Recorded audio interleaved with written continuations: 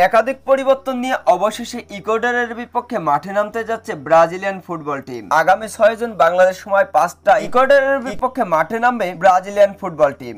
Brazilian football টিমে আসছে একাধিক পরিবর্তন। স্কোয়াডে থাকছেন না নেইমার, রদ্রিগো, তবে ভিনিসিয়াস, অ্যান্থনি এবং রাফিনহা, রিচার্লিসনদের নিয়ে শক্তিশালী স্কোয়াড নিয়ে অবশ্য মাঠে নামতে যাচ্ছে ব্রাজিলিয়ান ফুটবল টিম। ব্রাজিল এবং ইকুয়েডরের মধ্যে যদি পরিসংখ্যান দেখা হয় তাহলে ব্রাজিল ফুটবল টিম তারা ইকুয়েডরের থেকে বেশ এগিয়ে, কেননা লাস্ট 5 ম্যাচের যদি পরিসংখ্যান করা হয় সেখানে ব্রাজিল ফুটবল টিম তারা 3 ম্যাচ জিতে এবং 2টা ড্র করেছে।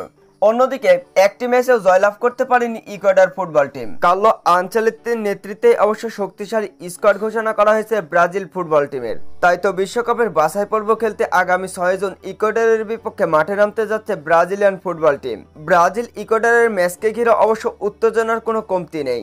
তুমুল উত্তেজনাপূর্ণ এই ম্যাচে কে হবে বিজয়ী, ব্রাজিল নাকি ইকুয়েডর? অবশ্যই কমেন্ট বক্সে জানাবেন। আর আপনারা যদি ব্রাজিল টিমের সাপোর্টার হয়ে থাকেন ভিডিওতে একটি লাইক এবং চ্যানেলে নতুন হয়ে থাকলে চ্যানেলটি সাবস্ক্রাইব করে পাশে থাকবেন। ধন্যবাদ।